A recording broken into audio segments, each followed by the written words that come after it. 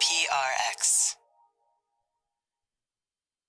Friends beyond the binary, ladies and gentlemen, boys and girls, beautiful bakers, beautifully baked listeners even, anybody, people who love alliteration and people who loathe alliteration. I'm sure there are people, you say alliteration, I could do without it. I could do without it.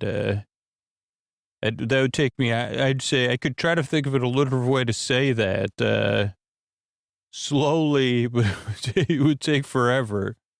Alliteration. I loathe it. That's almost alliterative, but that's not saying I could do without it. That's different. But whatever your feelings, for me, I may not even know the correct definition of alliteration. Enlighten me on lightning and alliteration. The podcast, that had one episode where it was the definition of alliteration, but we had to take it down because we quoted it directly from a dictionary. And turned out like we weren't enlightened on alliteration. Light on alliteration. That is not Great British Bake Off. Well, by the way, welcome to Sleep With Me, the podcast that's here to put you to sleep. If you're confused, I don't blame you because I went way off topic. This is a podcast that's here to keep you company in the deep, dark night. A podcast that's optional to listen to and that there's no pressure to fall asleep. I'm here to keep you company while you fall asleep. To be a rambling friend. I'll be talking about the Great British Bake Off later. But first, I want you to know you deserve a good night's sleep. Even if you never listen to this podcast again, I don't want you to forget that. You deserve a bedtime you don't need to dread. You deserve enough sleep so your life is more manageable. If you're looking for something else other than the show, check out sleepwithmepodcast.com/no thank you. It has other sleepy stuff and sleep podcasts on there. But yeah, this show's here to take your mind off stuff, keep you company. We'll have structurally what to expect. There'll be some support. That's how the show's free and twice a week whenever you need it. Plus over 500 plus episodes you can access. Because as you become a regular listener, you say, well, I prefer this episode over this episode. Then there'll be a long, meandering intro. That's to ease you into bedtime. You could fall asleep during it. You could be getting ready for bed during it, getting comfortable. But that's meant to ease you into bedtime. Then there'll be a recap of episode of the Great British Bake Off. And that's it. I'm so glad you're here. Give the show a few tries. That's what most regular listeners say because it is different and strange in a good way if it works for you. If it works for you, you're like, I didn't know I was looking for this. But it turns out I was. But I'm glad you're here. Appreciate you coming by. And these are the ways we're able to do it for you free twice a week. All right, everybody. It is time for the Sleepy Supporter Zone. This is one part of the podcast, and we need you to hear. It's where I pop my peas, if you please. I thank the listeners who supported our sponsors, because I know so many of you get so much out of this ad-supported feed that is free to everybody. So you might want to do a finger clap along, since you're maybe already in bed or winding down. And I want to thank Daryl. Daryl got those Sleep With Me branded sleep phones by using the code sleepwithmepodcast.com/sleep phones and using Sleep With Me at checkout. And I don't know which ones Daryl got, but I know Daryl was excited about having that Sleep With Me merch, that Sleep With Me swag, and the most comfortable way to listen to Sleep With Me, whichever version you get. So thank you, Daryl. All right, if you want to hear, would you love to hear your name here on the Sleepy Supporter Zone? Support a sponsor, take a free trial, take that Helix quiz, and then let the sponsor know about it. Tag them, tag me on social media is the best way. Because then they say, wow, people really love this podcast. We really do get a lot out of supporting Sleep With Me. It is important to people. That's what your action does. And then they stick around and everybody gets to benefit by you. That's why I take the time to thank people and I do it in an excited way so I can be here for you for free. So yeah, tag the sponsor, tag me, fill out the form at sleepwithmepodcast.com/sponsors. Thanks, everybody. The second part of the Sleepy Supporter Zone is you getting the support you need right now.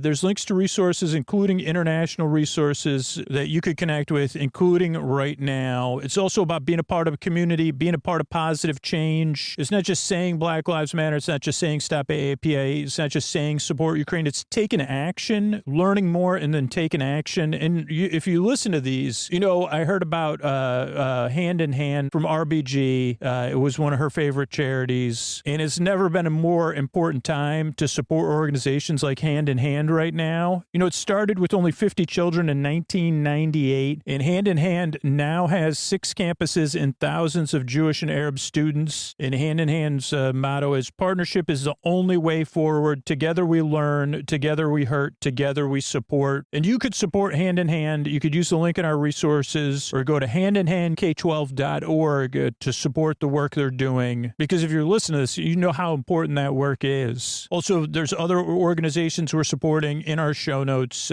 So use those links. And be a part of. Let me know about it. Thank you so much.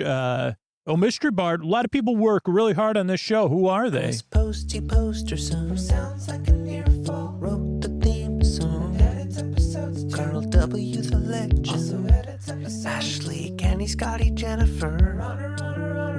Eric and the team at Astound are on the website. I am the Mystery Bard. I do the lullabies, yeah. I do commissions at JonathanMann.net. I'll write a song for you. Any reason at all. You can tell me the story and I'll make it personal. You see the kindness shine straight on through when the listeners form their own Facebook group. Keith, Stacy, Sarah, Julie, and Jennifer. These are your moderators. Get support dear Scooter on Patreon. Buy the merch and support the sponsors. You can find anything you want at sleepwithmepodcast.com. And we're so proud that we could dance. Rusty Biscuit, Lois, Anna like banana.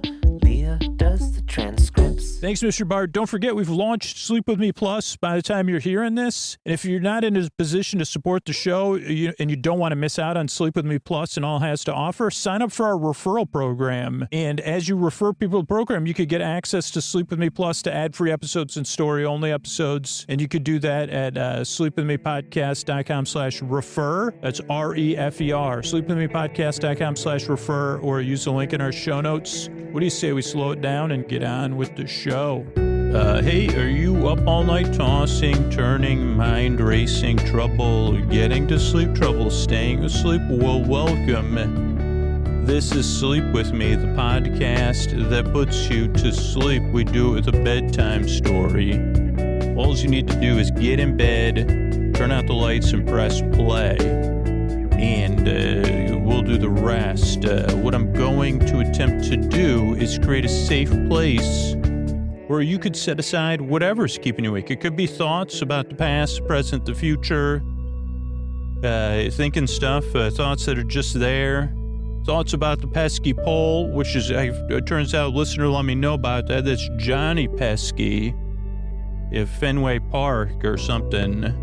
It's named after Johnny. It's at Pesky. It's not at Pesky Park. It doesn't have to do with the Penske file. It's at Fenway Park, and it's named after Johnny Pesky. But it could be thoughts. It could be feelings. Feelings related to those thoughts, or feelings that are just there. Feelings of anticipation, or feelings. They can be there. Holy cow, can they? Oh boy, are they? Feelings. Tough to put them into words, but they're there. We know, you know them. Or you don't know them, and then you have feelings about that. I say, I don't even know, so feelings could be physical sensations, anything you're experiencing physically or coming up for you. It could be travel. That's a big one.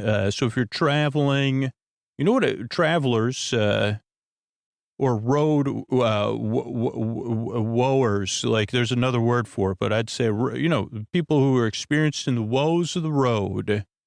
But there's highs too, and there's lows, and there's woes.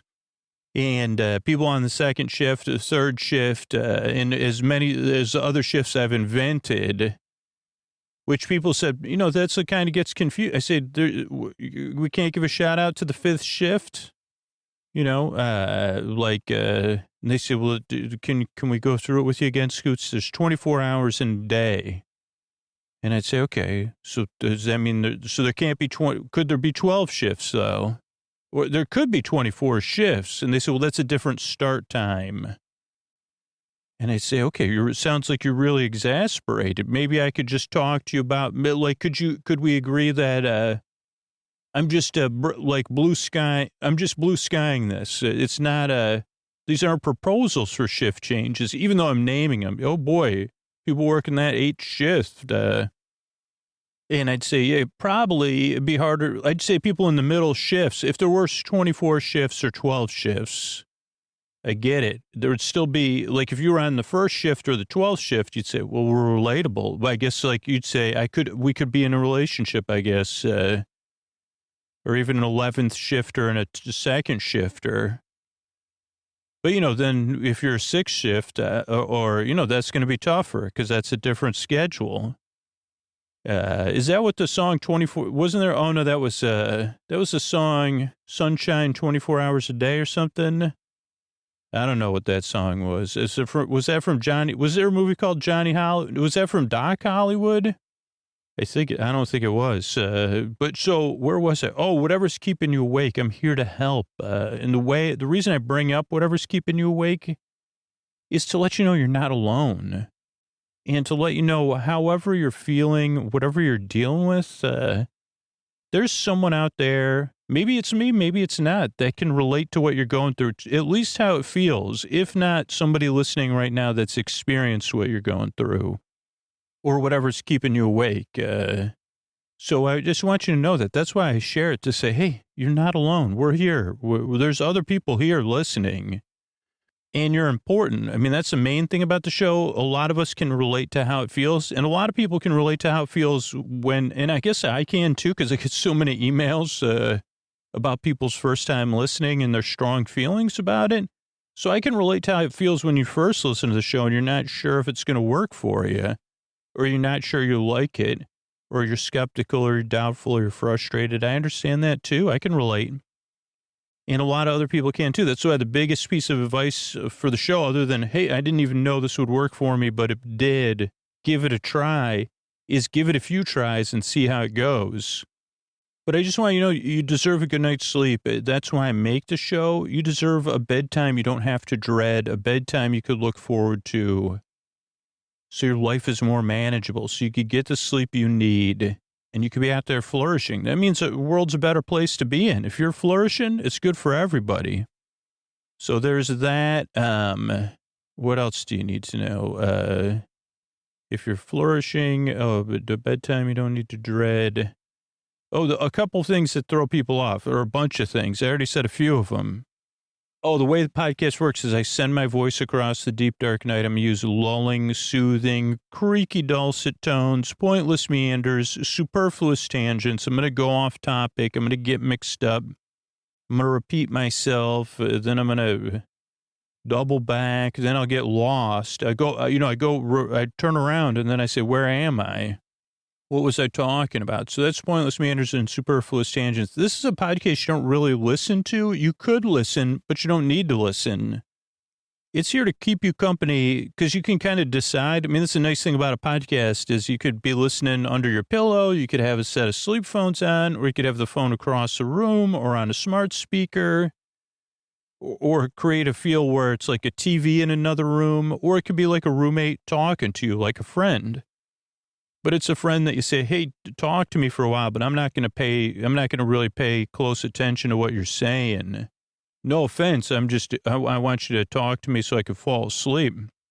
So that's part of it. It's a podcast you don't listen to. It's also a podcast that doesn't put you to sleep. I'm here to keep you company while you fall asleep. There's no pressure to fall asleep. I'm going to be here for over an hour to keep you company, and you can just drift off. Now, if you need to listen or you can't sleep or you need a break during the day, I'm here to keep you company either way. And that's really what works is I'm your on-call friend in the deep, dark night.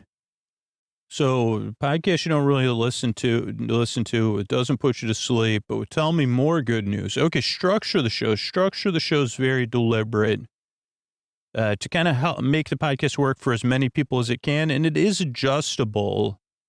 So let me just tell you why the show's structured the way it is. And then you could say, if like listen a few times and then adjust from there. So the show it comes out twice a week. That way, that's the frequency I found, so that you can kind of, and there's over 500 episodes. So you have plenty of stuff to fall asleep to or to choose from. And what else? It's over an hour, so you don't have to think, what if the podcast is over before I fall asleep? You say, it's over an hour, so I got plenty of time, no pressure. And there's plenty of other episodes. So the show also starts off with a greeting, friends beyond the binary, ladies and gentlemen, boys and girls. So you feel seen and welcome. You say, I could check that out maybe.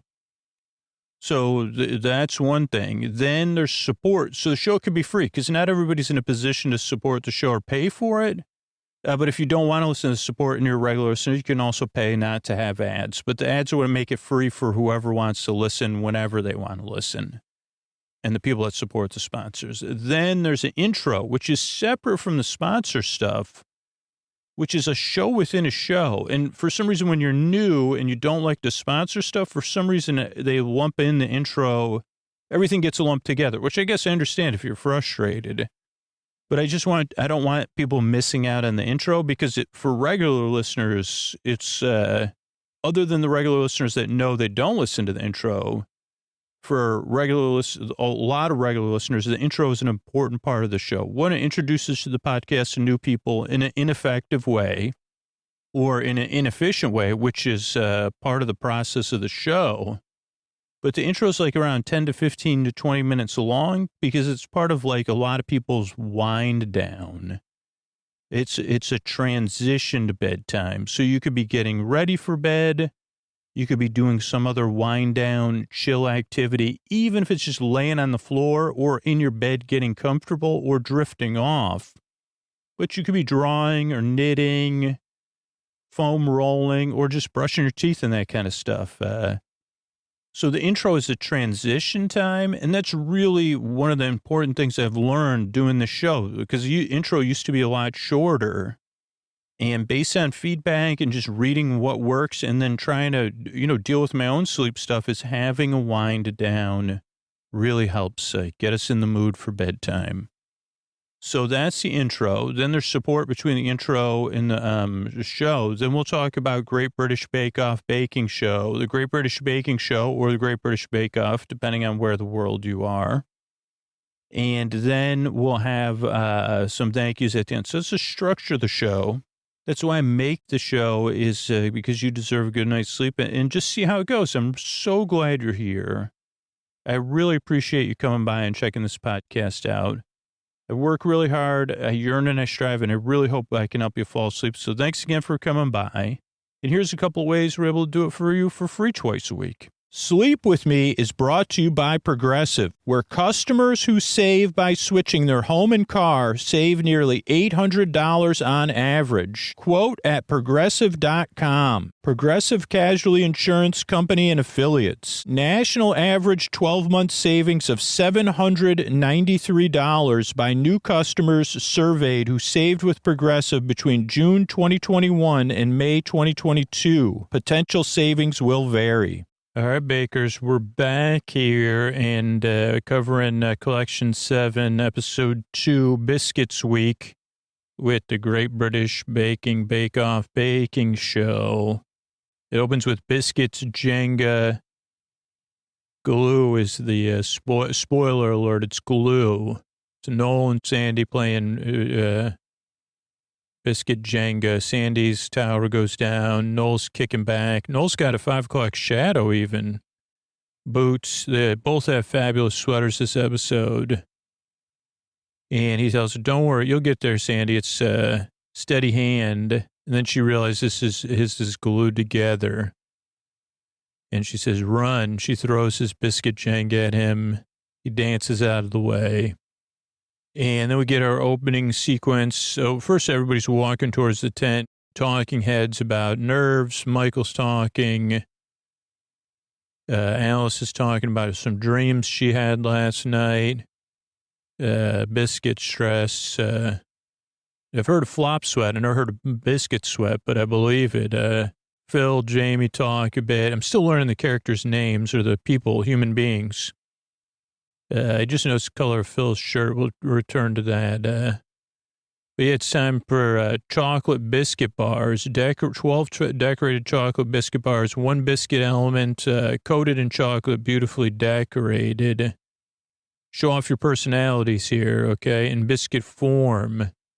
Not just in biscuit form. Biscuits with chocolate coats on. So they're cracking everybody up. 2.5 hours on your market set bake. Let's see. Jamie talked about practice. Phil talked about his wife is a biscuit freak. Rosie makes big biscuits. No, it even went. Oh no, she makes dog biscuits. I looked at because she's a vet, you know. Paul says how adding chocolate's can make this a tougher challenge because he wants to taste the biscuit and not just the chocolate. Snap, crumbly. And Prue is the yellow. Okay, let me pause it. The next time, now Paul's back talking, so I got to rewind.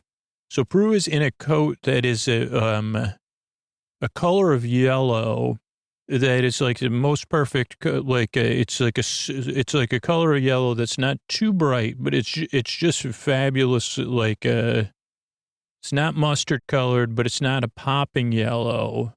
I mean, I don't know if it's a lemony. And then she has on, is that an infinity scarf? But a scarf with blues, purples, and then a little bit of yellow. But the blues and the purples complement. And then then she has glasses that are a different purple and a neon kind of orange earrings. They're just a tiny, little dot circle. I don't know. That is holy cow. Whether Prue works with somebody, probably they work together. I mean, everything on here, but I mean, that's like baking, you know? Okay. She wants it. Prue says it's got to be perfect now. And then Paul talks about timing, baking the biscuit, preparing the filling, cooling before you put the chocolate on. Don't want it to collapse. Timing and cooling, chocolate coats. Henry's dressed to the nines. They say you look like an American schoolboy. He has a tie, a sweater, and a dress shirt on. Hazelnut shortbread, though. Coffee and cardamom mousse. Oh, boy. Hazelnut caramel. Sounds incredible and difficult. I hope it tastes lovely. They show Henry studying. He pays for his school by playing the organ at his church. So, and that comes in later, this episode, actually. His biscuits do look delicious. Sounds wonderful. There's popping candy in there, too. Sophisticated toddler, something they're all laughing about that. Sophistication's also Steph's aim. But her key flavor's not for toddlers. Coffee. And Steph loves Chester's Cafe culture with her mom, Jane. Chocolate caramel macchiato biscuit bars. That also sounds really good. Oh, she used semolina to make it a little bit of more of a shortbread with a crunch. We got, who is this, Henry with Michael. No, Michael's using his great granny's Perthshire. When he visits his parents, they check out the family cookbook, but that's not their only pastime. Then they're playing music together, the three of them. Lemon rosemary biscuit bars. He was playing piano. His mom was playing the cello. His dad was playing the violin, maybe. I can't remember already. But, what else we got here? Scottish shortbread based on a gin that he likes. Then we have Rosie mojitos. Now Rosie's a vet, so we see her at work. Busman's holiday. She talks about virgin mojito biscuit bar, mint marshmallow. So we're getting a lot of good. Then she talks about a horse with tears, how she helped the horse. Jamie's making millionaire shortbread, but a bit different, because it's too sweet. Sour cherry to give it some sharpness. Jamie's jams when he's a barman, but he also jams with his twin Alex. So they love rocking out. I mean, I'm assuming. Cherry caramel shortbread biscuit bar. He said they did break during practice, but he thinks they'll hold together. Very crumbly, I guess, when you're making these shortbread biscuits. Amelia's adding ground pistachios, a crumbly biscuit. They do like a sequence of everybody mixing stuff, putting their flavors in, and some rolling, like a little bit of rolling and mixing sequence. Then we go to Helena, matcha. She's making fingers, Lady Witchbeard fingers. You say, holy cow, really? She likes making jewelry. Used to be a professional poker player. Then she's playing cards with her family, I'm assuming. Green colored, generous, authentic crunch with almonds for fingernails, I think. And they said, you're really putting your personality into it, all over it. And then Noel makes more jokes about what are the other ingredients. Now, Michelle, something more traditional. Chai Bakewell bar, Sherry Bakewell. Huge rugby fan. When her son's man of the match is Alfie, her son. So Bakewell bars, white chocolate, almond marshmallow, some raspberry. So those look pretty good too. Then Alice's New Zealand influence, favorite place in the world for Alice. Amazing chocolate biscuits and sweets. So she's making a peanut slab, mallow puff, hokey pokey, and honeycomb. She likes hitting the high seas in her spare time. She's in the Royal Navy Combined Cadet Force. So it's a honeycomb peanut mallow bar. And they show her in her uniform, but that really sounds delicious. I wonder if it's the same mallow bar. Honeycomb base. Baking the biscuits. Alice puts hers in the oven. Forgot to turn her oven on. And they're halfway through, so she has to wait for her oven to heat up. So that's a little stressful. Sandy's using a rolling pin on Noel, like massage. We do an into the oven sequence, timer sequence, 15 minutes, 10 minutes, 169 minutes, half an hour in. Let's see where we're at. Hard to know. With the green Lady Witchbeard ones, it's hard to know if they're done, Helena says. Alice gets hers in the oven, starts making marshmallow. Phil's making fudge. Somebody's got jelly. Rosie's got a nice blue sweater on. Henry's sweater's nice too. Nice sweaters all around. Henry's worried about stuff setting in time. And yeah, everybody's working hard here. Toasting the pistachios. Can't put cold nuts in, David says. He's making his with a nougat. Toasted nuts and nougat. He's an international health advisor. Him and his boyfriend Nick went for a run. Then they're having some baked goods. Cocoa nutty chocolate bars with nougat in the middle. He's putting coconut drops in, like simple syrup maybe? I don't know. Amelia's using a rose hip syrup, but you can't make it too pungent. You got to be careful. She goes to Turkey a lot for work. They have nougat with the pistachio. And her mom gave her the rose water idea. She says it works well. When she's not jetting off for work, though, she's a fashion designer, does a kickabout with friends. They're playing foosball. I don't know if a kickabout is hanging out with your friends or playing foosball. Turkish nougat inspired. Hers come out of the oven, time to cool, like seconds, now you got to be careful, overdone or underdone.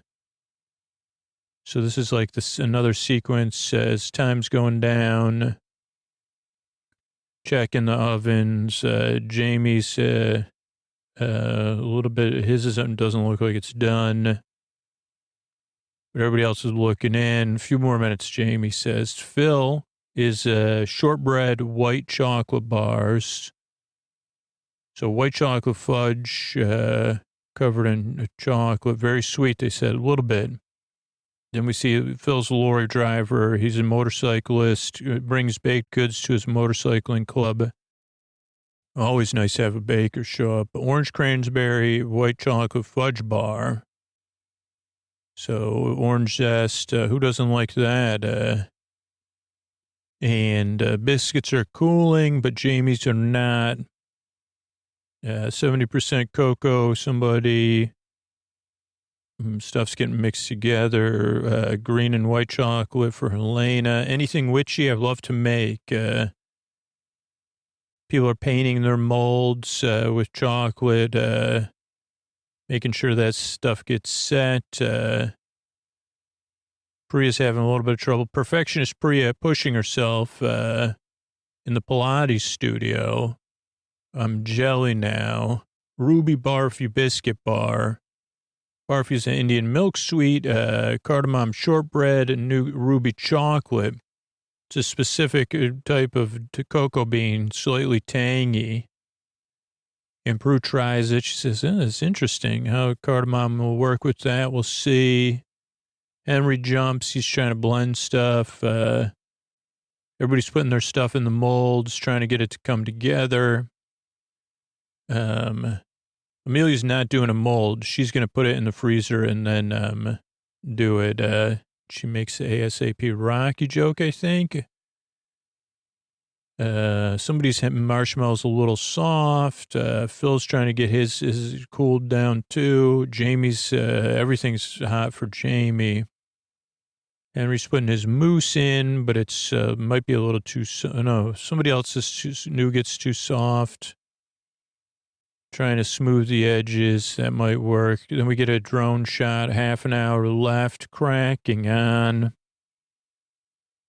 Everybody's trying to decorate and assemble and dropping stuff.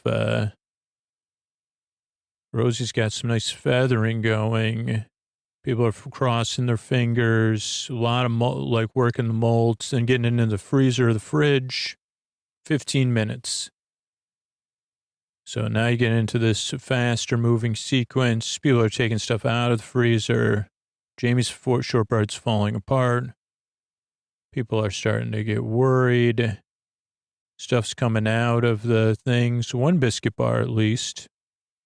And oh boy, some of them look really good and some of them don't. Phil's spraying stuff. Jamie's come out, but they're not. Wow, whose are those? They look really good. Elena's decorating her fingers. A lot of them are really put together, but their decorations, Prius did not freeze enough. Michelle's ones look really, and then Michelle goes over and starts to help Jamie, because she's already done, and hers look really well put together. Alice is trying to get hers done. Everybody's, last minute changes. Other people need help too. So Priya needs help. So everybody, Helena, a bunch of other people are helping Priya. So a lot of teamwork again. Most people are helping either Jamie or Priya. And that's it. Time is up. A lot of hugs go around. Put your signature bakes at the end of your benches. Henry lies down on the ground. Nobody's listening, they say. And they say, Michelle, yours look fit. But she says, I haven't tasted it. So Amelia's are a little melted, I think. So she's dreading judging. And now the chocolate biscuit bars will be judged by Paul and Prue. So they say hi to Michelle first. Hers look very fancy. They look like a little bit like Fruity Pebbles. Love the splash of color. They're all identical, which Paul likes. They taste their tastes. Definitely taste like Bakewell. A little almond, good texture. Temptation to eat more, Prue says, is impossible, so she has another bite. That makes Sandy laugh. Paul says, never had anything like it before. Exceptional. Sandy says, well done. Unique. So she's happy. Then Amelia's up. They say rustic. Don't think it's cooked properly. Could have done with more baking. It feels like a paste. Nougat's delicious, though. Amelia says, thank you. We go to Henry. Very neat. Nice shine. Mousse right around the shortbread. Mousse needed longer to set, but the flavors are good. Beautiful. Ambitious to do 6 layers. Cardamom lifts it up, pulled it off. Just got to get that mousse. Then we go to David. They look messy on the side. Nougat sloughed out of it, sloughed out of it or something. And they say, thanks, David, for using a term. And they say, I like the blend, like the taste, but it just looks messy. Slacked and sloughed or something. Michael's next. They look chunky but neat. Okay, good. And the marshmallow's not good. The textures are good except for the marshmallows. Something not right about it. Not said. Prue likes the lemony middle. A genius, she says. Lemon and rosemary are good. Marshmallow has a sweetness. Dark chocolate bitter. Good blend of flavors. So he's really happy. He almost falls down, faints, and they say, you need a chair? Thank you, Michael. And Rose cheers him on. Then we go to Steph, a fairly neat uniform. I like the idea of a coffee biscuit. Prue takes first bite. Paul's chewing it. Very crumbly. Says, semolina. Yeah, that's it. I like the crumbliness, Prue says. Less keen on the coffee flavors, too strong. Then we go to Phil. They look a messy. Phil's got a nice purple, like a grape purple shirt on. And it's hard to cut through it. Fudge, sugar rush, Prue says. Pleasant. Get the cranberries and the bitterness at the end. But you need that because it's so sweet. Does not look good, though. And they say, take what you can get, Phil. And we go to Helena. They're studying the fingers. She nailed it, they say. That's a joke with it because Sandy says that.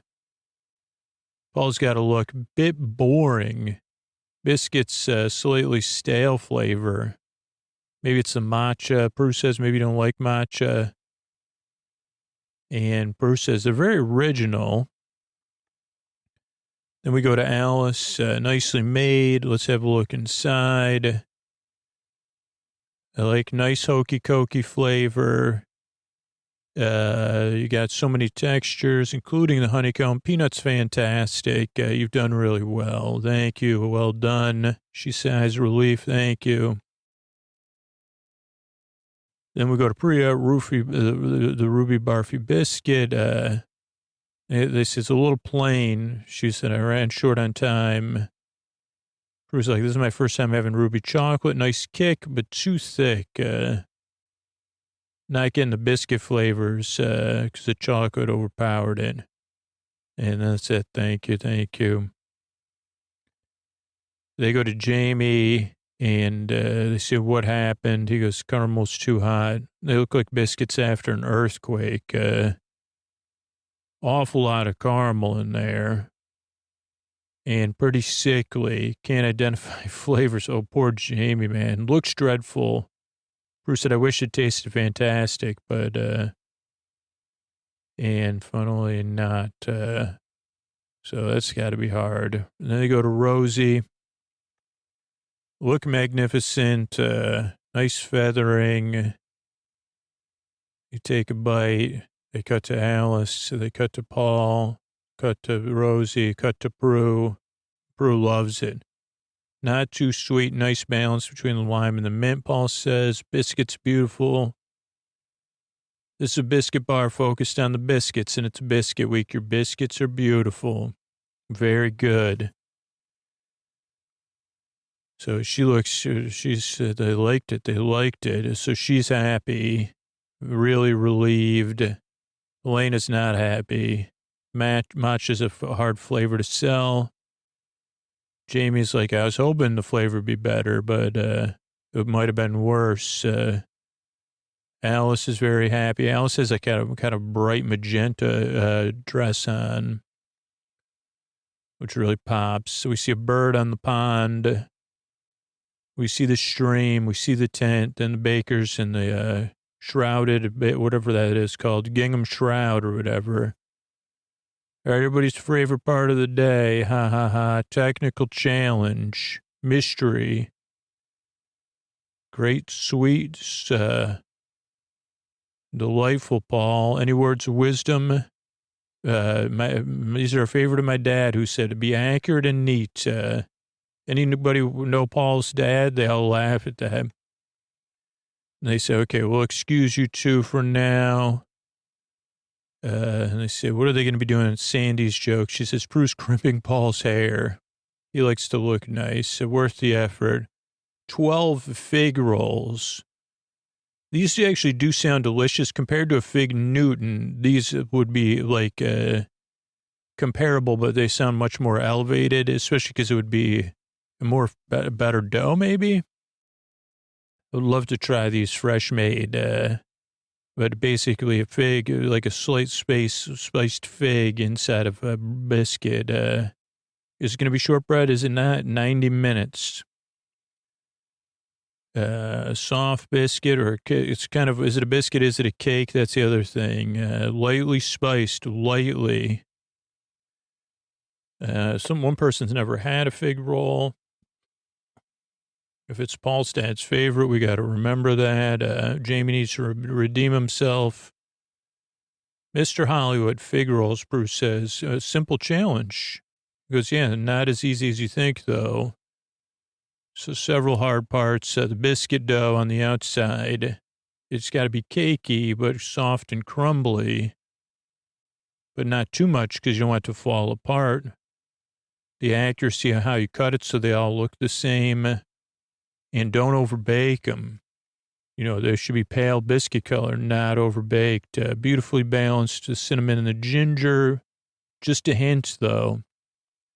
Paul says, me and my dad would watch wrestling on Saturdays and eat them. And he could go eat a pack of them, Paul says. Well, roll on, fig rolls. So this is going to be interesting. Very simple instructions. Make the biscuit dough. Can't believe he makes, so everybody's doing it. We see an early mistake, icing sugar for dusting and Muscavo sugar for the thing, but Helena mixes up the two. She wasn't sure. I don't know if it was just like that would happen to me. I didn't read things. Then you got to put it in the fridge. Then Noel, also Noel has like a Dinosaur Junior sweat. Like, I don't know, that's like a throwback, I guess, but for some people, but it's like I think it was an album cover, but he has it as a sweater. And I think it maybe is another piece of art from somewhere else. But he says, man, these figs do not look appetizing. Then you got to blitz it into a paste, Amelia says. And I think Michael says you can always add, but you can't take away. Paul said that once. I remember it. Elena's putting a lot in there, though. So everybody's trying to, get the balance of the flavors. Don't want it to be too sweet, though. Amelia's dough's already been resting for 30 minutes, so everybody's rolling it out, which ain't easy. So we have a rolling sequence. There's 45 minutes left. Noel says that from under a table. He says he's looking for Prue's earring. Then they divide it up, pipe the filling in, make it neater. Does not look appealing. Then they got to roll it. Everybody says, well, how are we supposed to roll it? Is it a Swiss roll or a roll and seal, Michael says? Like a fold and roll. And Helena's are very sticky, obviously, because she had different sugars. Then you got to cut it into six equal pieces, transfer it onto a baking sheet. Fills are a little bit small, he says. Then Rosie saves somebody who only has 6. Michael. Then there's a half-hour fig roll fun left. Sandy's got a blue sweater with a rainbow down the center. It's just cool. You got to put imprints on the top and dust them, or maybe bake them and dust them. They've been baked yet? I guess not.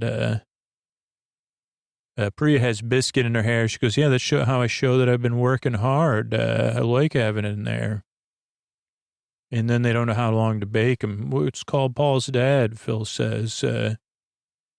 Not very long, 20 minutes. Amelia says, I'm going for golden brown. Alice says 15. Jamie puts an egg wash on his to give himself an extra edge, make it look nice. Then we have the oven watching, finger crossing sequence, a shot of the outside of the tent, more oven watching. And people are like, I don't know what I'm looking for. Sandy plays rock, paper, scissors. Let's see. There's 5 minutes left. Amelia's the first out of the oven. 5 minutes remaining. She takes hers out first. And everybody else is waiting. Then people start taking them out. David takes his out. Michael does. Is like, should I? Shouldn't I? Phil says, mine look fig rollish to me. Everybody's counting. Helena only has 11 somehow. So she's like, how did I do that? 1 minute left. Also the, what are those called? The wrists? What are those called? Rainbows on Sandy's sweater. Okay, so everybody's starting to assemble and dust. And the technical challenge ends. Let's say majority of them look good. Some people are small and soft. Some are puffy. Elena's like, I can't believe I only did 11. And they say, put it behind whoever's photograph you want, Sandy says. And then we go through I'm not going to remember if his name is the 12 thing. They start off with, wait, I can see. Okay, no, I don't. Who's that? Phil, overbaked, but they taste good. Pastry's nice. Alice, maybe, look identical, don't they? Yep. Cakey. Crisp, but flavor's good. Then Henry, maybe the nice color, a bit small. And get the ginger, yeah. Then, who's that? I don't know. They're going fast now. Amelia's broken up, overbaked. Pastry's tough, overworked. Priya, this is more like the right shape, a nice, quite full, nice pastry, but strong ginger. Then Rosie, this is not the same shape. It's the flavors, no cinnamon or ginger, too dry. Then David, these aren't flattened, beautiful though, plenty of filling, delicious. Then Helena's, they say there's an issue with that one. There's only 11 too. And this, at least to the problems, this is not a fig roll. And then they say that Jamie's looks like a sausage roll. They're very neat, tough, flat and uneven. See how rough it is. Needed longer. That's Helena maybe? Oh, no, it's, and I lost track, everybody, at this point. I'm still learning, you know. A good spice for somebody, over-flavored. Then they go back and they keep trying them to see which ones they like best. 12th place, Helena. 11, Jamie. 10, Steven? That can't be right. There's no one named Steven, is there? There's Jamie. Steph, then Amelia, Michelle, Priya 7th, Henry 6th, Rosie 5th, Michael 4th. Phil comes in 3rd. They're like, do you like fig rolls? He goes, no. Overbaked slightly. David is 2nd, and Alice comes in 1st. And we go back to the talking heads. 3rd, I'll take. Jamie says things aren't looking good. Amelia's like, oh boy, I got to finish strong. And Helena says, yeah, I really got to do really well at this next one. So we get to Showstopper. And for the Showstopper, it is edible 3D biscuit sculpture. You got a shape and texture 4 hours. So I don't know, like, I guess this one is like, not a cake though. It's a biscuit sculpture. So it's because it's made from biscuits and not cakes, I guess. So the camera goes through. I don't know if we saw a walk-in for day 2. Well, Amelia has like a Flavortown, like, Fieri style shirt on too, which I thought was cool. Paul's hands are in his pockets. I think that's one of his signature things. Treat your biscuit dough as a sculpture would treat clay. Michelangelo dough. I say, what are you wrapping, Noel? And different shapes, textures, and thicknesses of biscuits combined together to be a stunning 3D sculpture. And you have 4 hours. And marks get set, bake. So they go to work. They get, your butter mixing. Michael's nervous. Don't bite off more than you can chew. But it better be good, Jamie says. Helena's like, I got to get this. I can't panic. Otherwise, I'm going to be out. Bruce says, this is a jolly challenge. Technically difficult, so you're going to have to be really creative. Paul talks about putting the flavor structurally sound. You're going to use a shortbread or gingerbread, maybe, because that's more structurally stable. It's got to look amazing. But this is a baking competition, Bruce says. If it doesn't taste good, I don't care what it looks like. They go to Helena first. They say, tell us about your sculpture. She's making a web-based being, and they say, that doesn't sound delicious. Shortbread, egg, lemon zest, Earl Grey shortbread with tea right out of the tea bag. Then Steph is making something cuddly. A cat named Ginge, a ginger cat, play on words. Steph's Ginger the cat with brandy snap tail, nutmeg, clove, and cinnamon, a lot of ginger. And she says, if they don't like the ginger, I don't care. Amelia's working on lemon, cardamom pistachio, coconut. So everybody's putting their biscuits in, working their doughs. It can't be crumbly. Mixing. Mixers are trying. The larger you go, the sturdier it'll have to be. Rosie's making a big chicken. Spicy gingerbread, spicy chicken. Tough independent chicken that they, with 212 biscuits. Very ambitious. But something, doing well in the other ones that made me relaxed. Phil's also doing a tortoise named Tina that him and his sister had. Tortoise has already passed on, Tina the tortoise. Citrus, cherry peel, almonds, brandy snap. Could you take it for a walk? So maybe a skateboard ride. Say, well, what's the thing? Have lived a full life. So they're talking tortoises, like a new podcast, Tortoise Notes. Things interesting. Would you make it for tortoises or people who work with tortai? Things interesting to tortai. Michael's making Hamish the cow, Highland cow with chili in it, 5 teaspoons of chili with a real kick, fiery. Michael has a shirt on, kind of like 80s neon. Priya's making the Beast of Rocky Mountain, orange cinnamon chat biscuits. Michelle's also doing a dragon, so no pressure.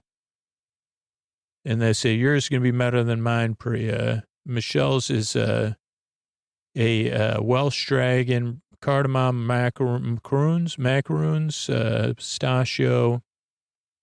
Her rugby team is the Scarlets, so doing it for Wales. Body of chicken is going to be gingerbread for Rosie. Priya's doing her wings. Got to get everything in the oven, you know. Steph, a head of ginger, chocolate biscuits from Michael that bake on the gingerbread. Oh, interesting. Phil hopes his tortoiseshell holds. Equally essential are the biscuit decorations, the smaller pieces, so they start working on those. Time pressure's on. Henry's up. What are you doing, Henry? He's making an organ. Paul has to go on a thing about that whole joke tangent. But it's a chapel organ with almond sweets. But Paul says, you know, he keeps making jokes about it. He says, thanks for talking about the organ with me. Jamie's making a guitar because I play the guitar. Various parts, the thing with the strings, the bridge to the neck, Sandy says, chocolate gingerbread and then a lemon biscuit. He says, that went well yesterday. This is a different recipe, though, so it should be a bit better.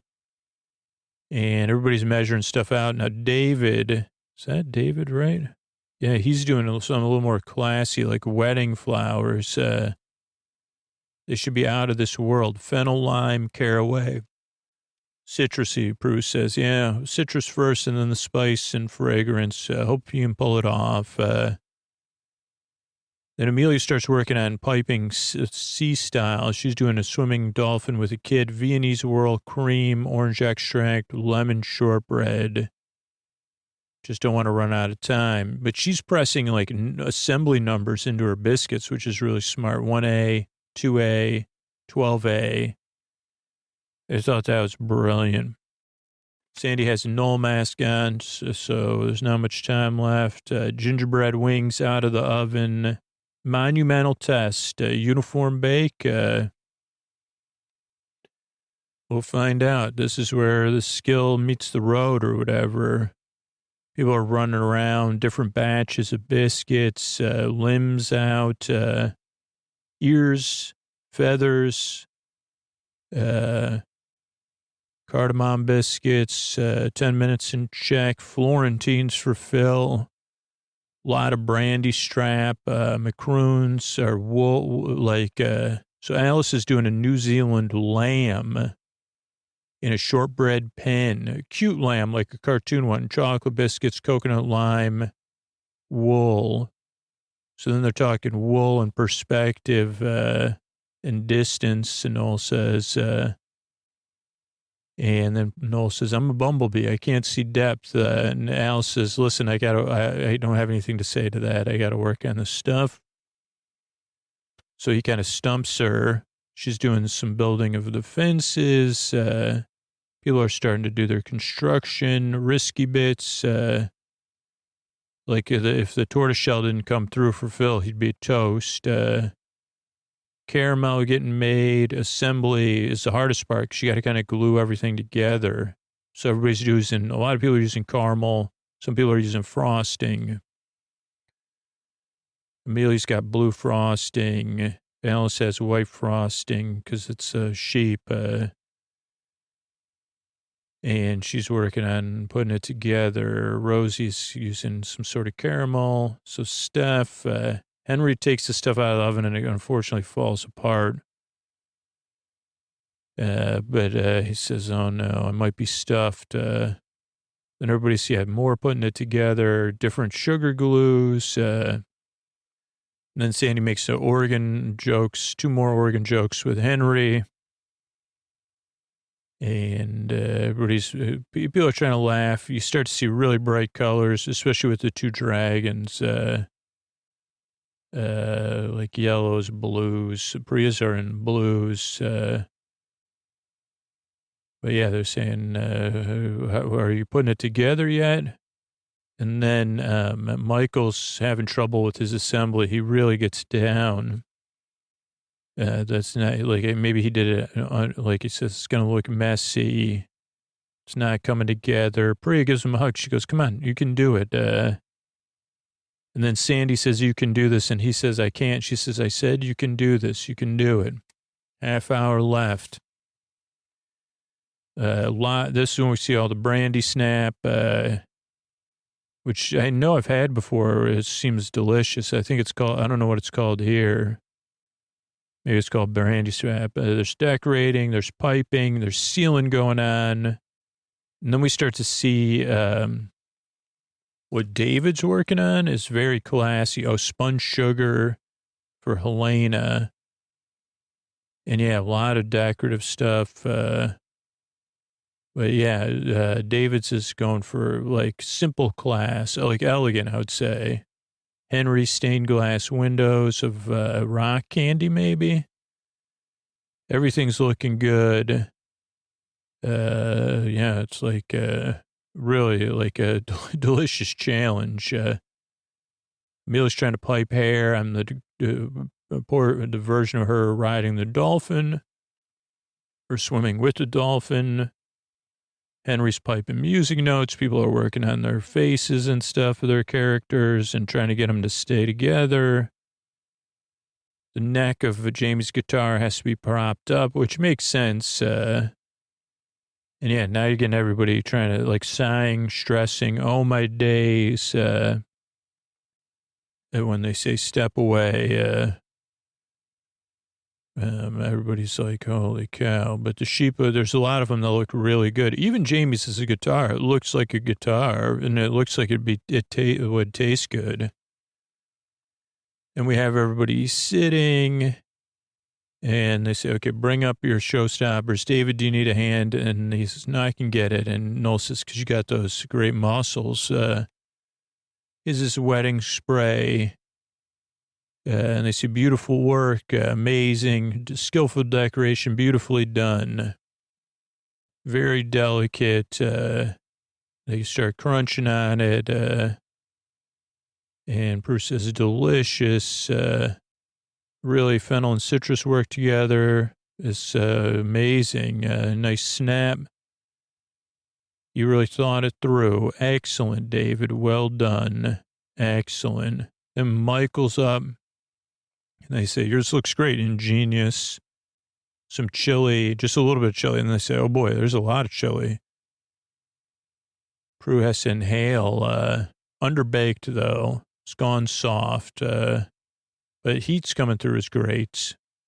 Then they say, Henry's a little disappointed that it's like kind of simple. No keyboard. Lid's closed. And they say, okay, Henry. Then they do the brandy snap first. It's crunchy, crisp, but a bit too thick.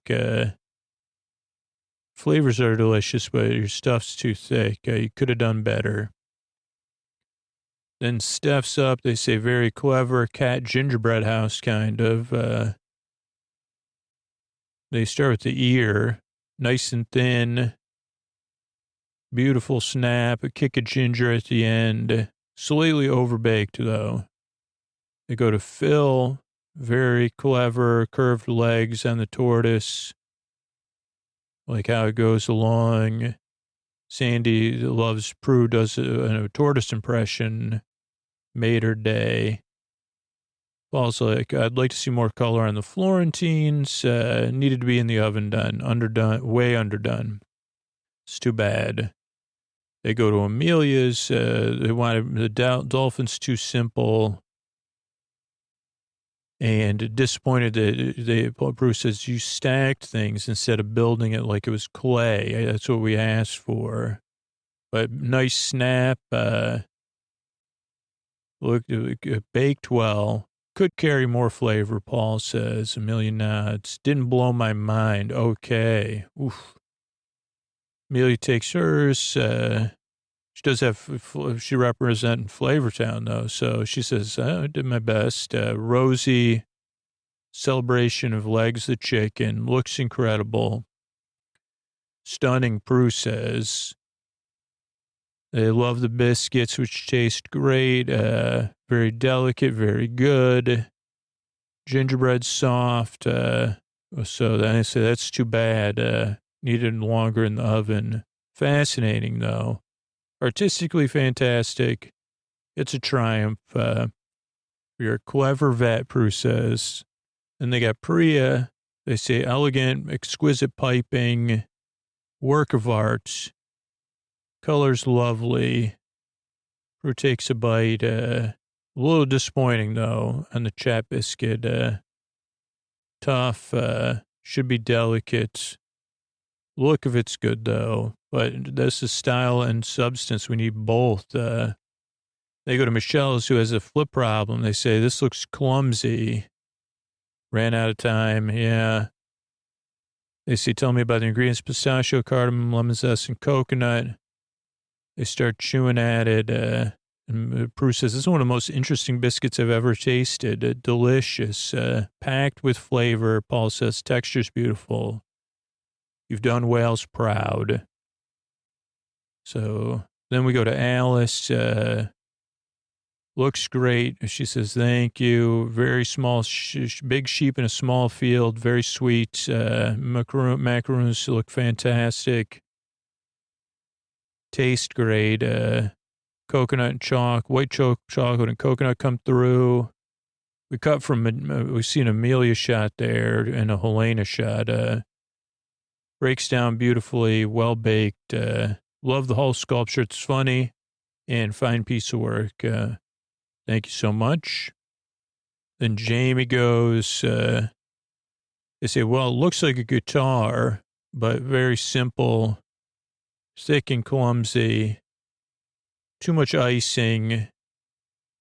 Piping's not the best. Ouch. But then they bite into it, I think. That's when we go to a focus pull to Amelia there. Beautiful biscuit, though. Light lemon flavor coming through. So biscuit's delicious. Decoration's not bad. Like the color, just clumsy. They say you could have done better. Then we have Helena's web-based being. Very sculptural, they say. Superb, impressive.